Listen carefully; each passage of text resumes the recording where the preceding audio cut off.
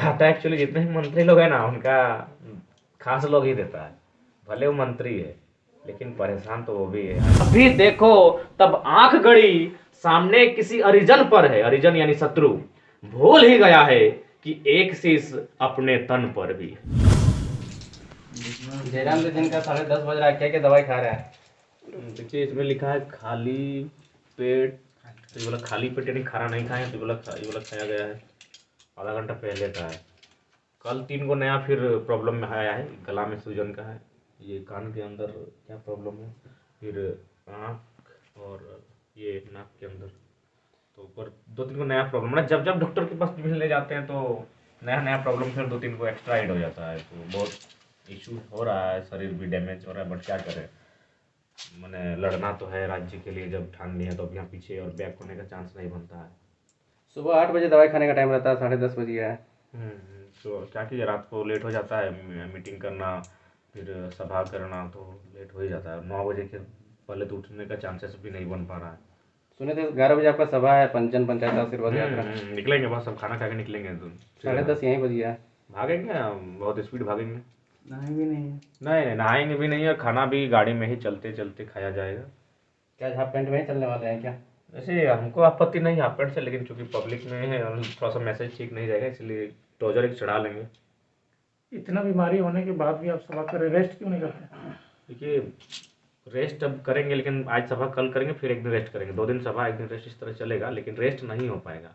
कहाँ समय बचा है, आचार संहिता लग जाएगा, और आप लोकसभा फतह करने की बात कर रहे हैं, मजाक नहीं है। जिनको देखिए हवा, हमने बार बार बोला कि हम लोग पीएचडी के स्टूडेंट है, यथार्थ को समझते हैं, हवा हवाई जैसा कोई मैटर नहीं है। जयराम महतो जितना संघर्ष करेगा उसका वोट का परसेंटेज उतना बढ़ेगा, उतना जीतने का चांसेस बढ़ेगा।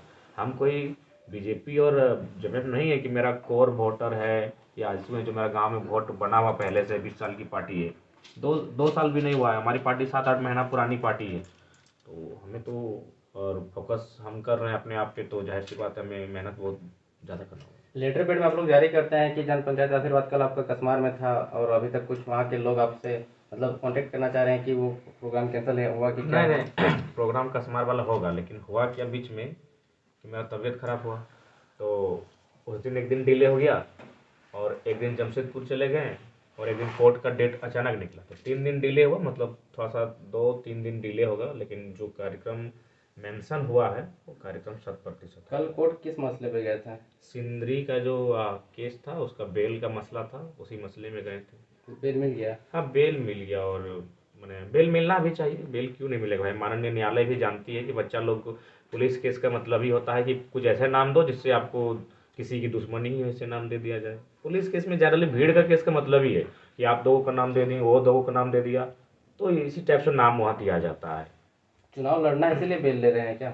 स्वाभाविक, चुनाव लड़ना इसीलिए बेल भी लिया जा रहा है, इसमें कोई सच्चाई आप नहीं। पढ़े लिखे हैं, अच्छे एजुकेटेड है, चाहते तो नौकरी ले सकते थे, लेकिन फिर भी लोगों को निकल गए हैं 2 साल से झारखंड को जगाने के लिए, झारखंड के लोगों को हक अधिकार दिलाने के लिए चाहते तो नौकरी कर सकते। हाँ बिल्कुल, पीएचडी के छात्र हैं तो प्रतिभा है तभी पीएचडी तक पहुँचे हैं। पीएचडी हर गांव, मेरे ही गांव में मात्र हम लोग दो ही जन पीएचडी कर रहे हैं अभी आज के डेट में, इतना बड़ा गांव है, तो पीएचडी कोई मामूली विषय नहीं था। जब पीएचडी के हम छात्र हैं तो जाहिर सी बात है कुछ तो थोड़ी बहुत बात होगी, तो निश्चय ही इन फ्यूचर हम लोग अपना फ्यूचर को सिक्योर कर सकते थे, लेकिन मेरा मानना है कि अभी नहीं तो कभी नहीं। आखिर झारखंड के लिए कौन बोलेगा कि लगातार जो अतिक्रमण, जो कब्जा, जो यहाँ की हर प्रकार की परिस्थितियों को बदला जा रहा है, जनसांख्यिक परिस्थिति को बदला जा रहा है, भौगोलिक सीमाओं को बदला जा रहा है, यहाँ के कला संस्कृति, यहाँ की भाषा परंपरा को बदला जा रहा है, तो ये राज्य तो बिल्कुल हादसे की ओर चला जाएगा अगर कोई आवाज़ नहीं बुलंद करेगा तो।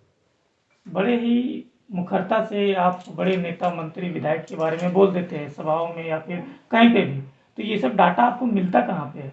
देखिए डाटा एक्चुअली जितने भी मंत्री लोग हैं ना उनका खास लोग ही देता है। भले वो मंत्री है लेकिन परेशान तो वो भी है, अन्याय से वो भी परिचित है कि मंत्री जी अन्याय कर रहे हैं, तो चोरी छुपे हुआ डाटा वही लोग हमें प्रोवाइड कर तो रहे हैं। इतना निडर होकर बोलते हैं, कहीं केस उसका डर नहीं लगता है?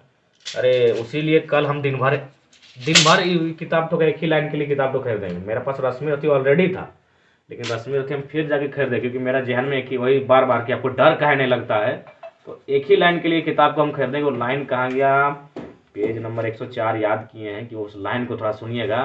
जयराम महतो को डर कहाँ से नहीं लगता है, वो कविता भी थोड़ा आपको सुनाना चाहेंगे। हाँ,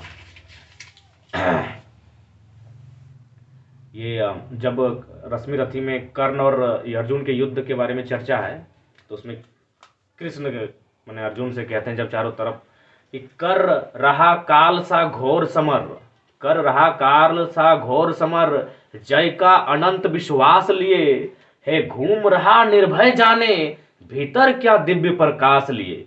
जब भी देखो तब आंख गड़ी, सामने किसी अरिजन पर है। कृष्ण कह रहे हैं अर्जुन से कि जब भी देखो तब आंख गड़ी, सामने किसी अरिजन पर है। अरिजन यानी शत्रु। भूल ही गया है कि एक शीश अपने तन पर भी है। यानी कर्ण भूल चुका है कि एक शीश उसके भी तन पर है। वो जब भी उसको देख रहे हैं किसी अरिजन पर है, लेकिन वो भूल चुका है कि एक शीश उसके तन पर भी है। तो सेम एक लाइन के लिए कल हम किताब खरीद के लाए कि ये लाइन हम पे भी लागू होता है कि हम भूल चुके हैं कि एक शीश मेरे भी तन पर है। हम भूल चुके हैं, हमको बिल्कुल आभास ही नहीं कि मेरे सर मैंने धड़ पर एक सर है। हम अपने आप को मान ही चुके हैं कि शहादत होगी तो होगी, लेकिन पीछे नहीं हटेंगे। कि कर रहा काल सा घोर समर, जय का अनंत विश्वास लिए, हे घूम रहा निर्भय जाने, भीतर क्या दिव्य प्रकाश लिए। जब भी देखो तब आंख गड़ी, सामने किसी अरिजन पर है, भूल ही गया है एक शीश इसके अपने भी तन पर है। इसका अर्थ क्या हुआ? अर्थ नहीं समझ में आया। इसका अर्थ यह है कि वह शत्रु से लड़ने में इतना व्यस्त है कि उसको इस बात का आभास ही नहीं है कि उसका भी गर्दन है। तुम तो शत्रु के गर्दन काटने पर तुले हो, लेकिन एक गर्दन तुम्हारा भी वो भी कट सकता है, लेकिन कर्ण को यह आभास ही नहीं है।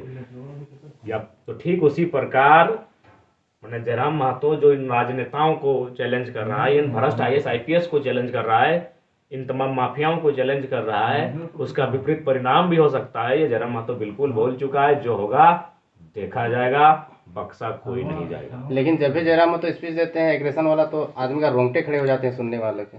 देखिए, चूंकि हम लोग टाटा में तो कुछ लोग रो गए थे। हाँ, रो गए थे, सही बात है। ये दिल से, हमारा स्पीच दिल से होता है।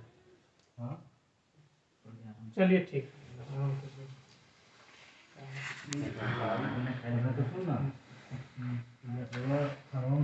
गर्दन काटने पर तुले हो, लेकिन एक गर्दन तुम्हारा भी वो भी कट सकता है, लेकिन कर्ण को यह आभास ही नहीं है।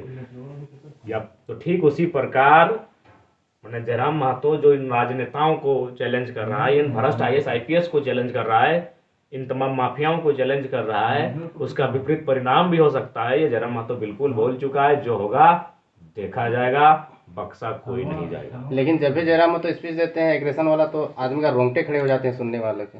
देखिए, चूंकि हम लोग टाटा में तो कुछ लोग रो गए थे। हाँ, रो गए थे, सही बात है। ये दिल से, हमारा स्पीच दिल से होता है।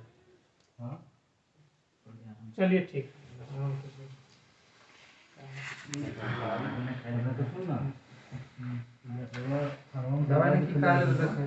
सानू महतो झारखंडी को लाइक, फॉलो, शेयर, कमेंट करें।